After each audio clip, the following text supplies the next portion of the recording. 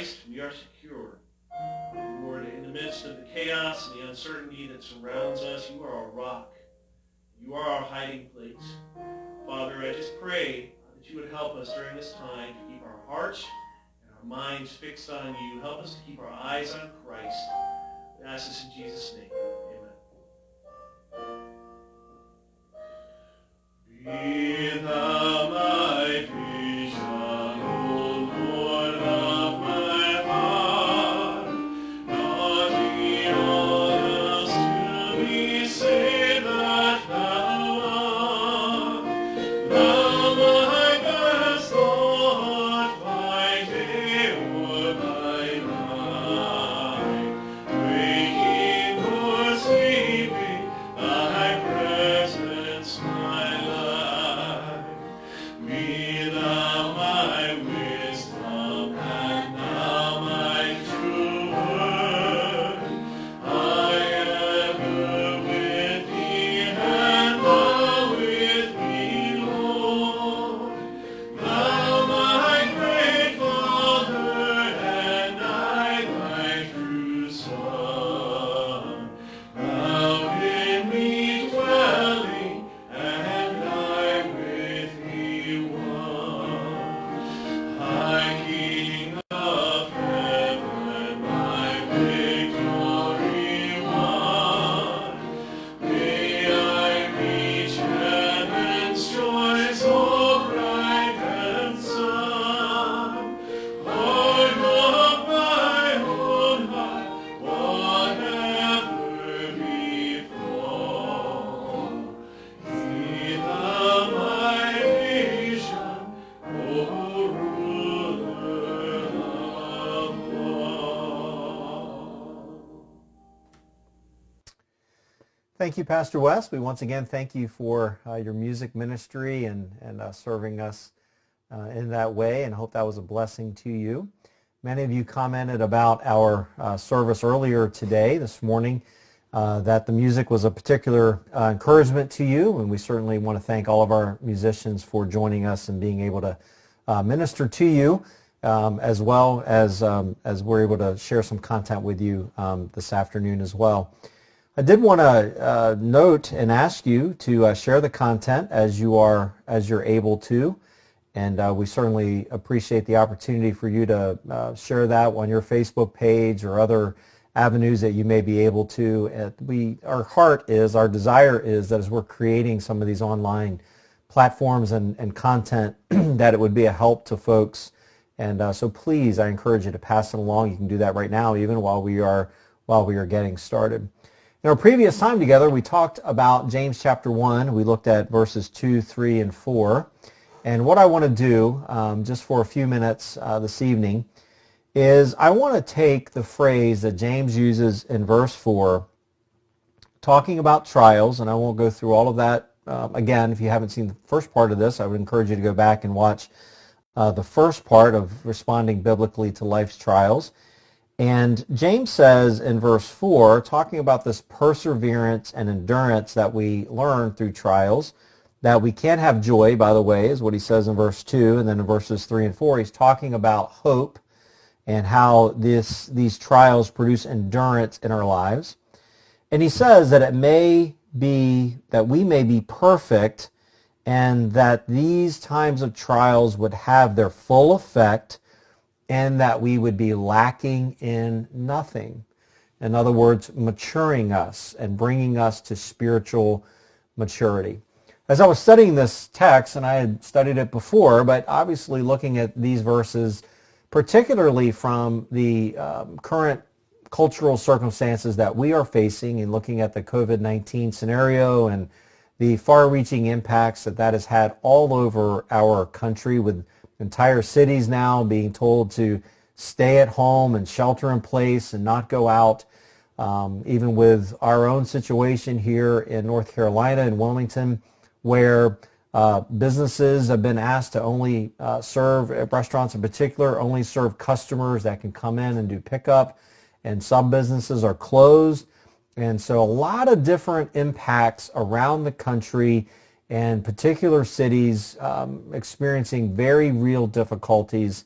and certainly here in Wilmington to this point, we'll see what happens, but our immediate cases of COVID-19 have been relatively low, and we know that may increase over the next few days, but it doesn't impact the fact that we are all feeling the effect of this.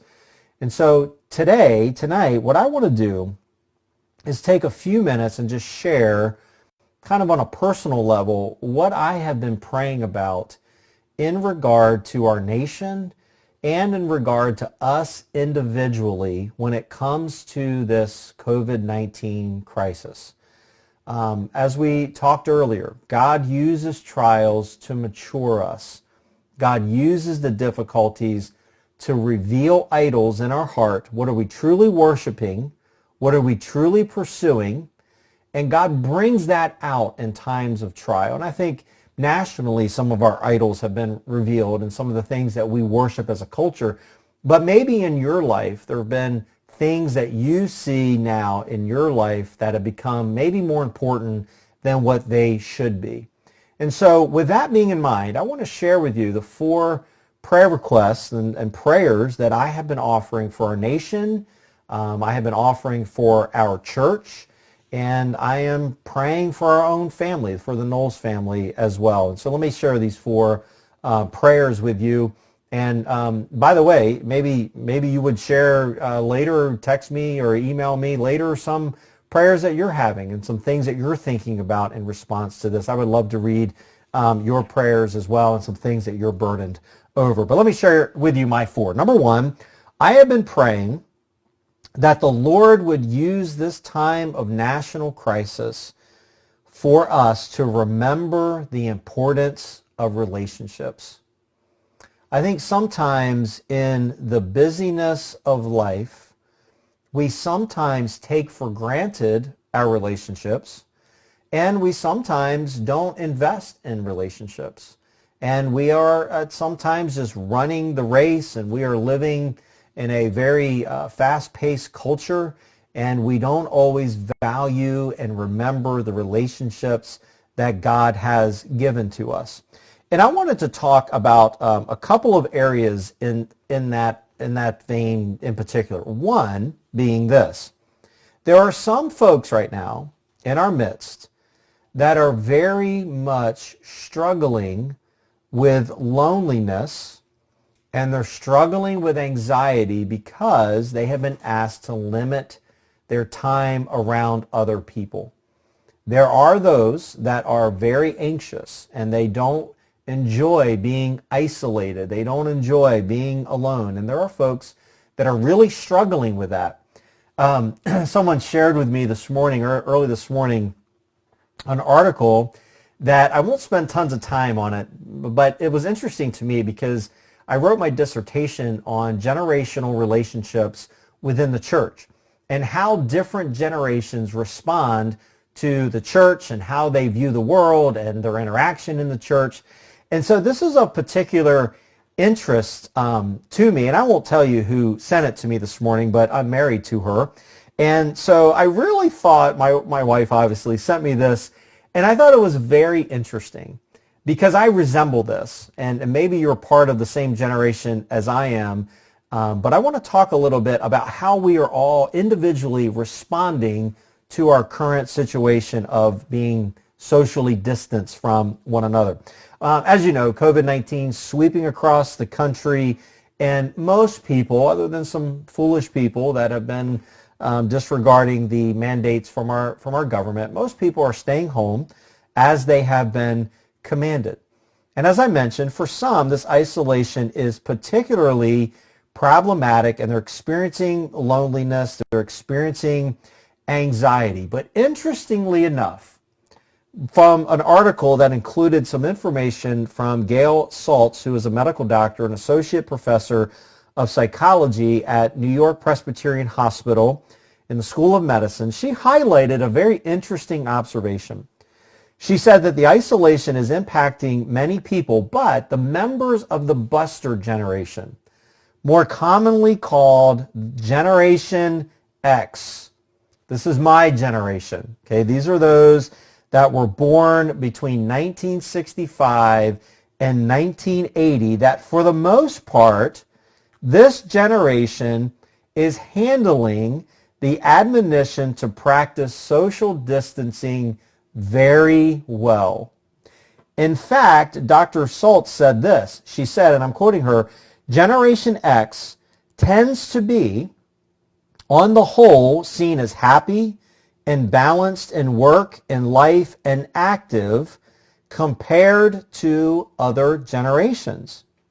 She goes on and she says this. She said, I'm quoting Schultz again. She said, many were latchkey kids growing up, learned how to fend for themselves early and have a lower expectation in terms of being taken care of by others. They are noted for a hardiness and ability to soldier on. What Schultz is talking about is, for those of us, generally speaking, that grew up as Generation Xers, that a lot of us grew up with parents, both of our parents working. We spent a lot of time alone. We spent a lot of time with people leaving us by ourselves, and we learned to manage that and to deal with that.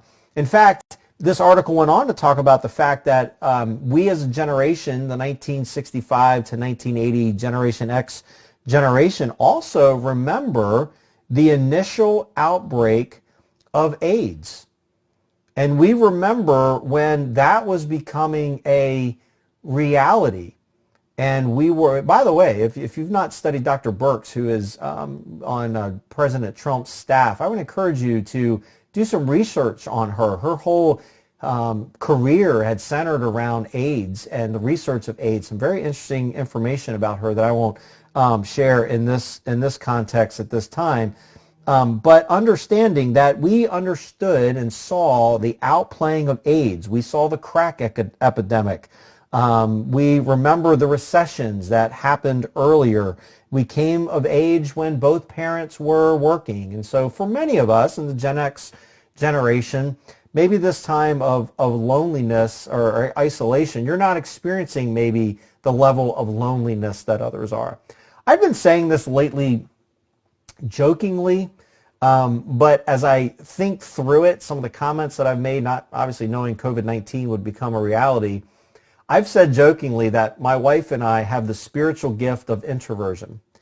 And as I've thought about that, things like social isolation and things like that, they generally don't bother us. We don't really think about that. It's not something that is problematic for us. But it is problematic for us in this regard. Because what should not happen is that we forget that there are people that are genuinely feeling anxious and alone, and they are feeling a lot of anxiety because they are being asked to be more in isolation. And so I want us to remember relationships. Remember relationships that maybe of those that are homebound right now. They can't be out and about, and they can't participate in things that they may normally do. And so we don't want to forget those folks. Make sure you're reaching out to them and you are ministering to them. Be mindful of those that are experiencing loneliness and experiencing that during this time. But also remember your own relationships with your family and others. As you know, my dad is 10 hours away from me. And so calling him the other day, just getting an update on how he's doing, and trying to do that on a regular basis. Let's just remember other people. Ironically, some have noticed, a second point under the value of relationships, ironically, some people are saying that social distancing has actually been drawing them closer to other people. And might it be that we are being reminded of how important it is to love one another and to care for one another. Sometimes we really can't make it on our own, and we do need the assistance and help of others. This first prayer request, praying that we would remember relationships, had me take just a moment and think through, we as a local church, we are called to practice the one another's. That's one of the reasons that I think corporate worship is so important. That is why we come together, so we can encourage one another. We can love one another. We can't even rebuke one another when we need to. That doesn't stop when we're kind of distant from one another right now. Those things are still needful. We still need to encourage one another. Maybe that's through a text or through many of you may not know this, but your phone can actually still call people. And sometimes we forget that. We text and we email, but maybe making a phone call, reaching out to someone in our church family and just encouraging them and let them know that you're thinking of them and you're praying for them. So I pray that this time will teach us to remember and value relationships. Number 2, and this one is a little bit interesting for me, but I have been praying that we would all recognize that sports and entertainment are not essential for life. Man, I'll tell you, when you look around the fact that practically all levels of athletic events have been canceled or suspended, even the Olympics for this summer, they are looking at the possibility of postponing them or maybe even canceling those. But despite the dark arenas and despite the fact that Broadway lights have gone dark, the world has continued. And I don't want to negate the fact that many people make their living based on those things. And I'm certainly not saying that those are bad. Entertainment is all bad or sports are all bad. I love sports. I love athletics. In fact, our family, we have Broadway tickets for this summer. And so I'm certainly praying that they come back and those things return. But I hope that this time reminds us that sports and entertainment, they are not our ultimate means of joy. Because sometimes, I mentioned in the beginning that sometimes our idols are revealed through times of trial, and I do fear at times that sports and entertainment become more important to us than they should be. Again, they're not bad, they're not wrong, but those things can become too important. And so as those things have been stripped down out of our lives a little bit to a very great degree, I pray that we just keep things in perspective, that when sports return, and they will, and entertainment will return, that all those things, maybe I pray that as a nation, that we keep those things in perspective and not allow them perhaps to dominate our lives the way that they tend to here in our culture. My third prayer request is this, that we slow down and be appreciative for what God has given to us. One of the challenges, and I say this carefully, but I think that one of the challenges for some folks that enjoy constant stimulation and they enjoy to be out and about all the time is that maybe God is teaching you to be still and quiet. Maybe God is using this to refine your heart, that the distractions of life sometimes keep us away from being quiet, from being still, and just enjoying the blessings that God has given to us. Probably like you, our family, we've been at the park most days. We've been to Poplar Grove a couple of times, just walking through the woods. And it's been encouraging to see more people just out and enjoying God's creation and being together. Obviously, we need to work and we need to get back to work as soon as possible. But I pray that we would remember to just pause during the course of our lives and slow down and just appreciate what God has given to us and the blessings that God gives us each and every day. Many of us are old enough to remember the horrors of 9/11, and it really was an unprecedented time in our country. And one of the things that was interesting was that it did bring unity to our country. As I remember it, though, sadly, that unity was relatively short-lived. It didn't seem we were very far down the road, that politicians were bickering once again and people were having difficulties again.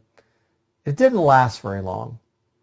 But I pray that as these trials, this COVID-19 trial that is influencing, impacting our entire country, that it will have a way of reorienting our lives to what is most important.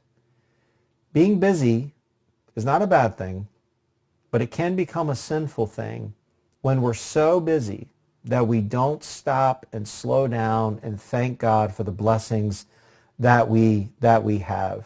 On the unity front, it seems that there's a lot of unity right now in our country. And I pray that this draws us together and that we continue to appreciate the wonderful country that we live in and appreciate the things that God has given to us. Number 4 that I have been praying about is that we would, through this time of trial, learn to rely on the Lord for our daily needs. I'll be honest. I don't feel as Americans, we feel the pressure to rely on the Lord for our daily needs very often. I believe that COVID-19 has revealed that our security is not as secure as maybe we once thought. Our health, our financial being.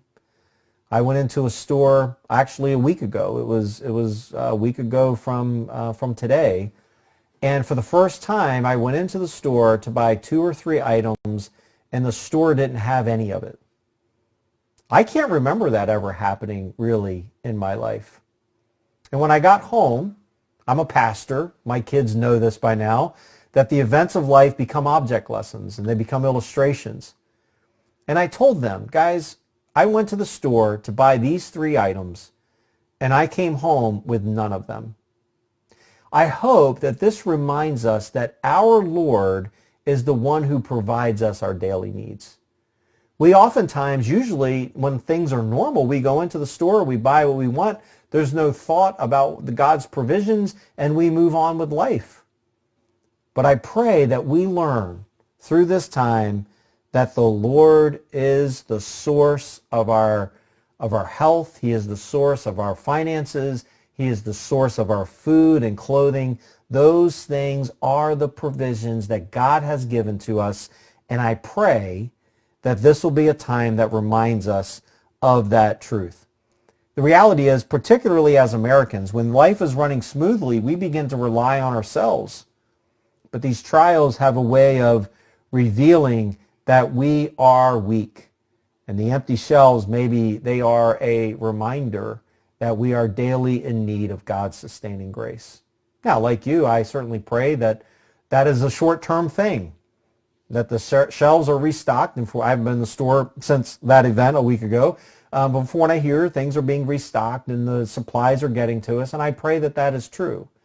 But I also pray that we stop and remember God's provision for us. As I close, with that being in mind, we think about the Lord meeting our daily needs.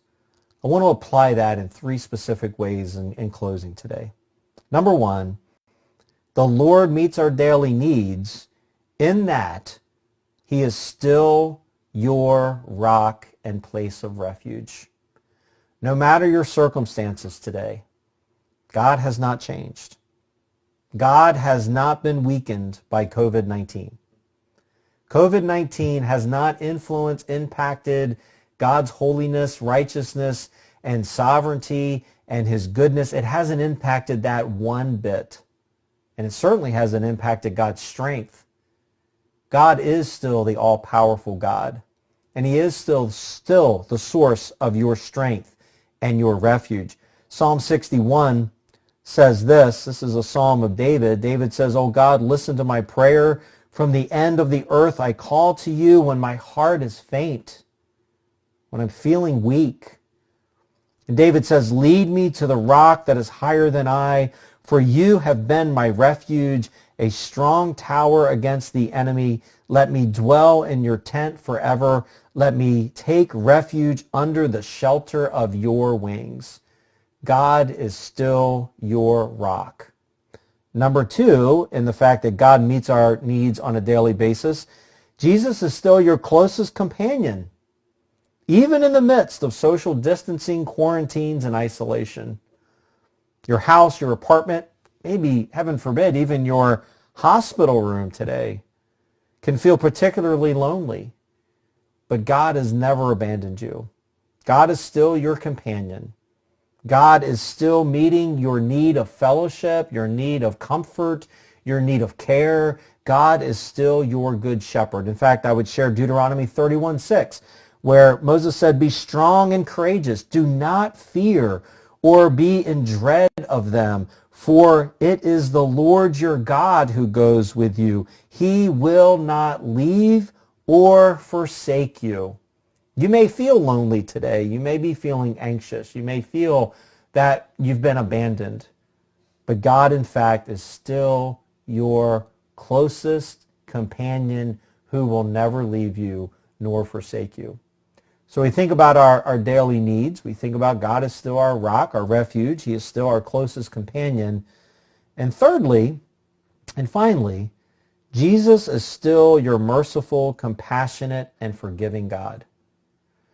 I was thinking today that COVID-19 has put a stop to a lot of things in American culture. Athletics have stopped. Some of your jobs have closed. Your places of employment have closed. But you know what didn't stop? COVID-19 didn't stop sin. We're still sinners. We still need God's mercy. We still need God's compassion. We still need God's forgiveness. And so when fear overwhelms you or fear overtakes you, remember God's mercy. Remember God's compassion. Remember God's love for you. But also, maybe in those times where you do sin, maybe you're frustrated and scared about the fact that maybe your place of employment is closed, or maybe you're just frustrated with things that are happening at home right now with everybody kind of in the same space, and maybe there's been displays of impatience or anger or whatever. God is still forgiving sins because sin is still rampant in our country and in our world and in our hearts. But in our daily need, God is still a God of mercy, compassion, and forgiveness. Psalm 56:3, and I know the last 2 or 3 sessions we've talked about this so many times, but I think it's so important. David said in Psalm 56:3, "When I am afraid, I put my trust in you." So I don't know where your heart is this morning. I don't know what the end result of this will be in the coming days and weeks, but I am praying for you, and I am praying for our country, for our nation, and I am praying that we will be reminded of the importance of relationships. I am praying that we will be reminded that sports and entertainment can easily become our gods, our functional gods, but they are not essential to life. I am praying that we would slow down and thank God for the blessings that we have in our life. And then finally, I pray that we all learn to rely on the Lord for our daily needs. We are praying for each and every one of you. Again, let me say this in closing, that if you have a need, there is something that we can help you with. You need somebody to go to the store for you. You need something that you're lacking, and we are able to help. Please contact us. We'll do all that we can to help you. And then finally, please, once again, if you think this would be a help to folks, share it on your Facebook page and get some of this content out to others who may benefit from it. We love you, praying for you, and we hope to see you soon. God bless.